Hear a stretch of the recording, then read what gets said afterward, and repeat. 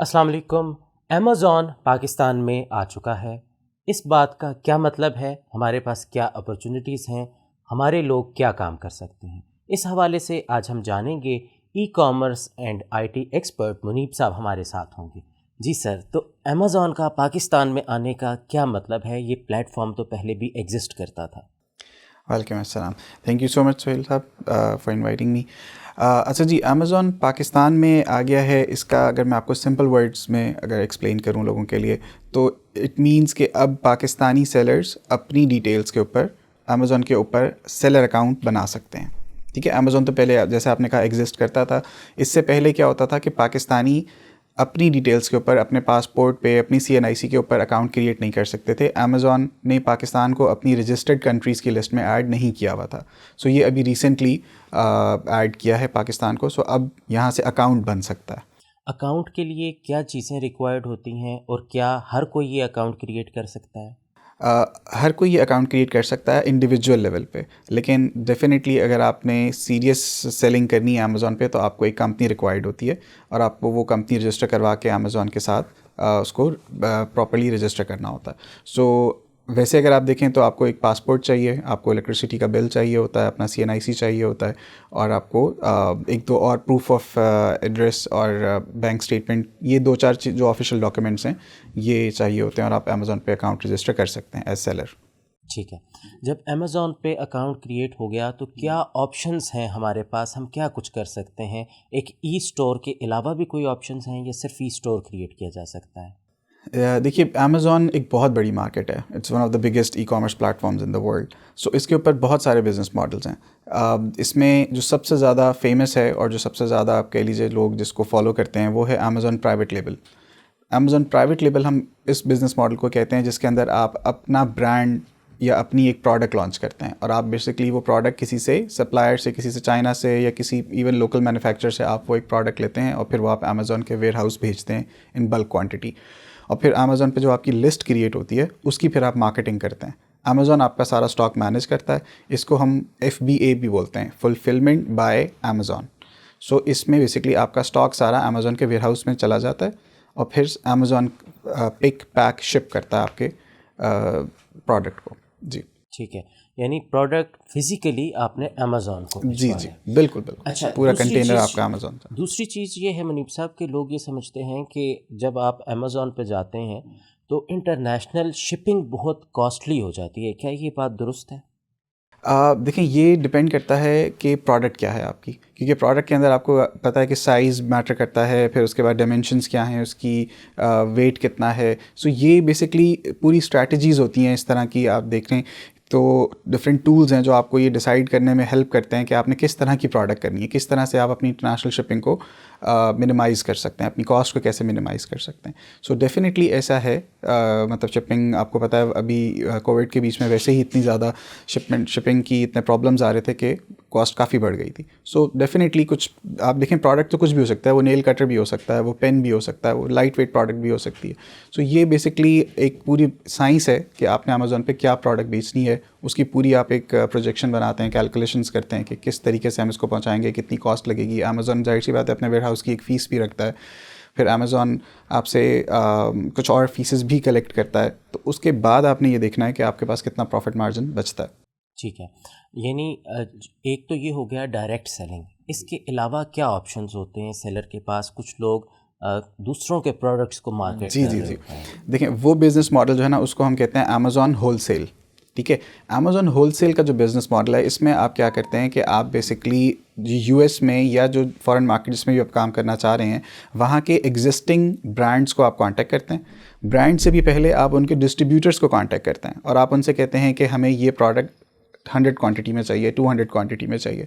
आप उनसे वो प्रोडक्ट लेते हैं और आप अमेज़ॉन के वेयर हाउस जो कि US में ही होता है वहाँ शिप करवा देते हैं।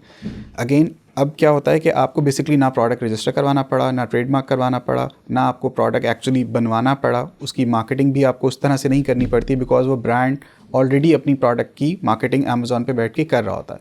तो आप उससे होलसेल में माल उठाते हैं और आप उसकी जो अमेज़ॉन पे जो रिटेल शॉप होती है, एक तरह से आप कह लें, आप उसकी लिस्ट के साथ जाके अटैच होते हैं और आप वहाँ पे वो चीज़ सेल करते हैं। तो इसमें आप बेसिकली आपको इंटरनेशनल शिपिंग का प्रॉब्लम नहीं होता, आप उसी कंट्री से माल उठाते हैं और उसी कंट्री में अमेज़ॉन के वेयर हाउस में रख के बेचते हैं।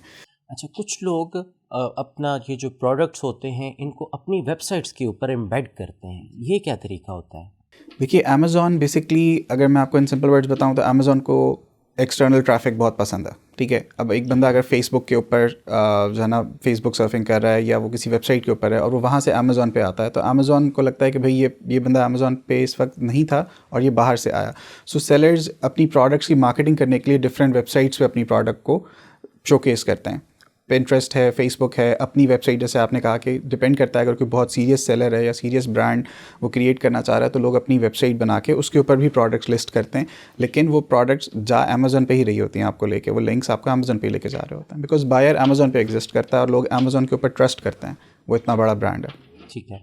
अच्छा, कुछ प्रोडक्ट्स, कुछ जो ये ब्रांड्स हैं जैसे अमेज़ॉन है, इसके ऊपर जब हम काम करना शुरू करते हैं तो क्या नॉलेज चाहिए होता है? क्या एसईओस, कीवर्ड्स या इस तरह की कोई टेक्निकल डिटेल्स भी इसमें होती हैं? देखिए, बिल्कुल मतलब अगर मैं आपको वैसे बताऊं तो आप अमेज़ॉन को एक वेबसाइट ना कंसिडर करें। अमेज़ॉन बेसिकली एक सर्च इंजन है, ठीक है। अमेज़ॉन एक सर्च इंजन है जहाँ पे कस्टमर या यूज़र आता है, वो सर्च करके अपनी रिज़ल्ट तक पहुँचता है, जैसे हम गूगल पे अपनी किसी डिज़ायर्ड वेबसाइट पे पहुँचते हैं। तो डेफिनेटली इसके अंदर सर्च इंजन ऑप्टिमाइजेशन इन्वॉल्व होती है। अमेज़ॉन के फर्स्ट पेज तक आपको अपनी प्रोडक्ट को लेके आना है, वो उसकी डिफरेंट टेक्निक्स होती हैं। फिर इसके अलावा इसमें स्पॉन्सर एड्स, अमेज़ॉन के बहुत ज़बरदस्त किस्म का एक मैकेनिज़्म है अमेज़ॉन की एडवर्टाइजिंग का। सो आप उसको यूज़ करते हैं और आप उसको यूज़ करके फिर अमेज़ॉन के फर्स्ट पेज पे और फिर पेजेस के भी टॉप पे आने की कोशिश करते हैं, बिकॉज जो बायर होता है वो सेकंड, थर्ड, फोर्थ पेज तक नहीं जाता, वो फर्स्ट पेज से ही परचेज करता है। ठीक है, तो ये नए काम करने वाले को कैसे कॉन्फिडेंस मिले कि वहाँ पर एक पेन जो कि 100 लोग बेच रहे हैं तो मैं भी एक पेन क्यों बेचूं? बिल्कुल सही बात है। देखें, इसमें होता ये है कि आपको थोड़ी सी स्टडी करनी पड़ती है। ये इतना आसान नहीं है कि आप अमेज़ॉन पे आज रजिस्टर करें अकाउंट और आप कल सेल करना शुरू कर दें, because millions and millions of sellers already sell कर रहे हैं। सो आपको थोड़ा सा कंपेटिटिव एडवांटेज सीखना पड़ता है कि भाई मैं कैसे इनसे बेहतर कर सकता हूँ, मैं क्या चीज़। ऐसा ज़रूरी नहीं है कि आप सिर्फ सबसे सस्ता बेचेंगे तो आपकी चीज़ ज़्यादा बिकेगी। अमेज़ॉन को ये बात पता है कि भाई सबसे आसान ये है कि आप प्राइस लो कर दें और आपकी।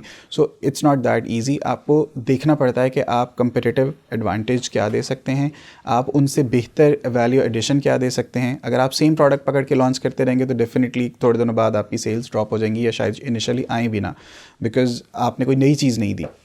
सो इसके लिए आपको फिर डिफरेंट कोर्सेज़ करने पड़ते हैं। अगर आपको इनेबलर्स एक बहुत अच्छा बड़ा प्लेटफॉर्म है, it's one of the largest e commerce platform. वो लोग ट्रेनिंग्स भी करवा रहे हैं, डिफरेंट कोर्सेज़। ये जितने मैंने आपको बिजनेस मॉडल्स बताए, इसमें से इन सब की ट्रेनिंग्स इनेबलर्स के प्लेटफॉर्म पे मौजूद हैं। ऑलमोस्ट 3 to 4 मंथ्स की एक ट्रेनिंग होती है। उस ट्रेनिंग से जब आप गुजरते हैं सो आपको ये सारा कॉन्फिडेंस आपको, आप समझ लें कि मिलता है, आपको हैंड्स ऑन एक्सपीरियंस मिलता है कि आप अमेज़ॉन पे सेल करने के जो डूज़ एंड डोंट्स हैं आप वो सीखते हैं। उसके बाद आप कह सकते हैं कि आपको मार्केट का आइडिया हो गया है, फिर आप बेसिकली स्टेप इन करें तो ज़्यादा बेहतर है। अच्छा, यानी जो बंदा अमेज़ॉन के साथ जुड़ना चाह रहा है वो सबसे पहले कोर्सेज करे कि कोर्सेज़ किस करें। तरह के कोर्सेज किए जा सकते हैं और इस पे कितनी कॉस्ट अच्छा, आएगी? कोर्सेज़ में भी बेशक आप पेड कोर्सेज़ ना करें, ठीक है। ठीक है। इन्होंने बेसिकली पूरा एक EVS है, इनेबलर्स वीडियो सीरीज़, उसमें 200+ कोर्सेज़ हैं ऑनलाइन, ठीक है। वो रिकॉर्डेड कोर्सेज़ हैं, आप उनसे सीख सकते हैं। बेसिक नॉलेज सारा आपको वहाँ से मिल जाता है। जिस तरह मैंने आपको बताया कि फॉर एग्जांपल आपने SEO करनी है या अमेज़ॉन के ऊपर आपने एडवर्टाइज़ कैसे करना है, सबसे पहला स्टेप अगर आप देखें तो प्रोडक्ट ढूंढनी कैसे है। सबसे जो फर्स्ट स्टेप आता है वही होता है कि भाई प्रोडक्ट हंट कैसे करनी है, जो आपने पूछा कि भाई बाकी लोग भी वो सेल कर रहे हैं। सो वो जो मार्केट के अंदर गैप ढूंढना है आपने, उसकी डिफरेंट स्ट्रैटेजीज़ होती हैं, उसके डिफरेंट टूल्स होते हैं जो आप रन करते हैं अमेज़ॉन के ऊपर। सो वो सारी वीडियोज़ उसमें EVS में एग्जिस्ट करती हैं। साकिब अज़हर साहब ने एक बहुत ज़बरदस्त काम ये किया है पाकिस्तान नौजवानों के लिए कि उन्होंने 200+ इनकम स्ट्रीम्स एक जगह इकट्ठी करके लोगों को फ्री दे रहे हैं। वो आपको उसके लिए सिर्फ अप्लाई करना है, अपने आपने बताना है कि मैं स्टूडेंट हूँ या मेरी सैलरी जो है वो 50,000 रुपीज़ से कम है, सो आप मुझे काइंडली इसका एक्सेस दे दें। आपको विद इन फ्यू डेज़ आपको उसका एक्सेस मिल जाएगा। उन वीडियोज़ से आप गो थ्रू करें और फिर उसके बाद आप जो है वो प्रैक्टिकल, अगर आपको लगता है कि मुझे पेड कोर्स लेना चाहिए तो आप पेड कोर्स लें। अगर आप समझते हैं EVS जो बेसिकली कोर्सेज़ हैं उनको करके भी लोगों ने अपनी अच्छी सक्सेस स्टोरीज़ क्रिएट की हुई हैं। अच्छा, जो अमेज़ॉन की एग्जिस्टेंस है पाकिस्तान में इनका कोई ऑफिस यहाँ पे मौजूद है? अमेज़ॉन का ऑफिस तो अभी प्रैक्टिकली पाकिस्तान में नहीं आया उस तरह से, because Amazon will take time. अभी तो पाकिस्तानी सेलर्स को उन्होंने अलाउ किया है, लेकिन एक स्पेकुलेशन कह सकते हैं प्रॉब्ली इंशाल्लाह नेक्स्ट 5 ईयर्स में अमेज़ॉन बायर्स के लिए भी अवेलेबल हो, amazon.com.pk पे आप जाके ख़रीदारी कर सकें। सो लेकिन इसकी कोई फ़िक्स डेट नहीं है। अगर ये ऑफिस आता है तो कुछ स्पेकुलेशंस थी कि वो कहाँ पे एग्जिस्ट करेगा इनका ऑफिस? सुनने में ये आया कि इन्होंने मुल्तान में कोई एक जगह ली है और प्रॉब्ली वहाँ से ये अपना हेडक्वार्टर मैनेज करेंगे, because its centre of Pakistan. But कोई कंफर्म न्यूज़ नहीं है, मैं श्योरिटी से नहीं कह सकता इस बारे में। राइट। अच्छा, आखिर में थोड़ा सा अपना एक्सपीरियंस शेयर कीजिएगा कि चूँकि आप खुद ई कॉमर्स की जानिब आए, तो वो कौन से प्लेटफॉर्म्स आपने यूज़ किए थे? जी, अच्छा, बिज़नेस मॉडल्स की जब मैं आपको बात बता रहा था ना कि एक अमेज़ॉन प्राइवेट लेबल डिस्कस किया हमने, अमेज़ॉन होलसेल डिस्कस किया, इसी तरीके से एक और बिज़नेस मॉडल है अमेज़ॉन किंडल डायरेक्ट पब्लिशिंग। ये बेसिकली मेरा एक्सपर्ट एरिया है। इसके अंदर अगर मैं आपको बताऊं कि इसके अंदर एक बहुत ज़बरदस्त कह लें कि रेवोल्यूशनरी अमेज़ॉन ने एक चीज़ इंट्रोड्यूस करवाई थी आज से कुछ साल पहले, that is called print on demand. इस बिज़नेस मॉडल की खूबसूरती ये है कि आपको कोई physical aspect of the business manage नहीं करना पड़ता, it's all digital. Kindle direct publishing, KDP जिसको हम बोलते हैं, ये बेसिकली बुक्स से स्पेसिफिक है, मतलब आप ऑनलाइन बुक्स पब्लिश करते हैं इस प्लेटफॉर्म पे। फॉर एग्जांपल अगर मैं आपको बताऊं तो सिंपल सी एक एग्जांपल लेते हैं कि किताब जब हमारे जहन में आती है तो हमें लगता है कि भाई बहुत मोटी सी 30,000 वर्ड्स का कोई एक किताब होगी। सो बेसिकली आप किताबों में ये भी देखें कि कलरिंग बुक्स भी किताब हैं। जो हम ब्लैंक जर्नल्स या ब्लैंक डायरीज़ देखते हैं, ईयरली डायरीज़, अभी नया साल शुरू हुआ है, सो वो भी एक किताब है। सो आप अमेज़ॉन पे डिफरेंट तरह की किताबें सेल कर सकते हैं। अमेज़ॉन आपको कहता है कि आप डिजिटल फाइल अपलोड करें अमेज़ॉन के ऊपर। अमेज़ॉन को जब ऑर्डर आएगा उस बुक का, अमेज़ॉन उसको तब प्रिंट करेगा, बाइंड करेगा, पैक करेगा और फिर शिप करेगा। सो एज अ ऑथर आपको सिर्फ अपनी बुक की एक डिजिटल फाइल अपलोड करनी है अमेज़ॉन, और फिर अमेज़ॉन सारी चीज़ों का Amazon will take care of it. सो ये एक प्रिंट ऑन डिमांड प्लेटफॉर्म है। मैंने ये स्टार्ट किया था 2018 में, और अल्हम्दुलिल्लाह 2021 में बहुत ज़बरदस्त रिस्पांस आया मुझे इसके ऊपर। मैंने हंड्रेड्स ऑफ बुक्स अमेज़ॉन पे पब्लिश की हुई हैं, और बेहतरीन जो बात है वो ये है कि बुक आपने लिखनी भी नहीं है। जैसे मैंने आपको एग्जांपल दी डायरीज़ की या कलरिंग बुक्स की, इवन हाई कंटेंट बुक्स भी लोग लिखते हैं, फ़िटनेस के ऊपर, डाइट के ऊपर, रेसिपीज़, ये सारी निशेस के ऊपर आप लिख सकते हैं, किसी से लिखवा सकते हैं और फिर आप उसको अमेज़ॉन पे पब्लिश कर सकते हैं। सो ये एक बिल्कुल नई फील्ड है पाकिस्तान में। इससे पहले इसके ऊपर कोई ट्रेनिंग एग्जिस्ट नहीं करती थी, और बहुत कम लोगों को इस बिज़नेस मॉडल का पता था। स्पेसिफिकली ऑथर्स के लिए एक बहुत ज़बरदस्त बात है कि उनको ट्रेडिशनल पब्लिशर्स के पास नहीं जाना पड़ता, जो कहते हैं कि मिनिमम क्वांटिटी में आपकी बुक एटलीस्ट 1000 पब्लिश होंगी, आपको शुरू में पैसे देने पड़ेंगे। सो ये सारी इनिशियल कॉस्ट इसमें कवर्ड हो जाती है, और आपकी बुक इंटरनेशनल प्लेटफॉर्म पे अवेलेबल हो जाती है। लास्ट क्वेश्चन मुनीब साहब, कि IT प्रोफेशनल्स के लिए और बिजनेस या एंटरप्रेन्योर्स के लिए जो ई कॉमर्स पर जाना चाहते हैं, दोनों का स्कोप बता दीजिए कि क्या कुछ किया जा सकता है। देखिए, एक तो मैं ये बात बोलूँगा कि ये फील्ड ऐसी है ई कॉमर्स की कि इसके अंदर मैं नहीं समझता कि सिर्फ IT वाले लोग ही आ सकते हैं। मेरा ये ज़ाती ख्याल है। मैं ऐसे काफ़ी ज़्यादा लोगों को जानता हूँ जिनका IT का कोई बैकग्राउंड नहीं था, फिर भी उन्होंने इनिशिएटिव लिया, उन्होंने अमेज़ॉन के, जैसा मैंने आपको कहा, फ्री कोर्सेज़ देखे, पेड कोर्सेज़ देखे, एंड देन उन्होंने सेल करना स्टार्ट किया। उनका बैकग्राउंड बिल्कुल डिफरेंट था।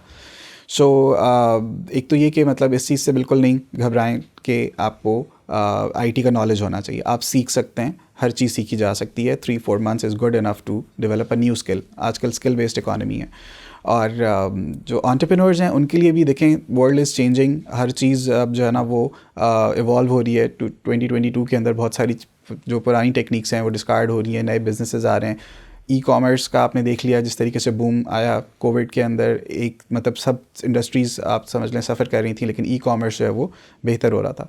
सो मेरे ख्याल में ये एक बहुत बड़ी कह लें कि एक इशारा है कि दुनिया किस तरफ जा रही है। सो एंटरप्रेन्योर्स को भी डेफिनेटली इस तरफ आना चाहिए। सिर्फ ऐसा नहीं है कि स्टार्टअप या एप्लीकेशन बेस्ड ही कंपनीज़ जो है ना वो ग्रो करेंगी इन फ्यूचर।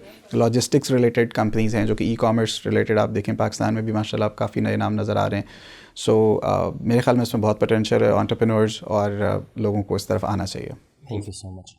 ये थी बेसिक गाइड। हम कोशिश करेंगे कि मज़ीद वीडियोस के साथ हम आएँ और आपके साथ शेयर करें कि कौन से कोर्सेज़ हैं एग्जैक्टली, जो स्टोर है वो कैसे बन सकता है, काम कैसे हो सकता है। आज के लिए ये एक इंट्रोडक्शन, उम्मीद है कि ये काफ़ी लोग इसको सुनकर समझ सकेंगे और अपना काम शुरू कर सकेंगे। बहुत शुक्रिया।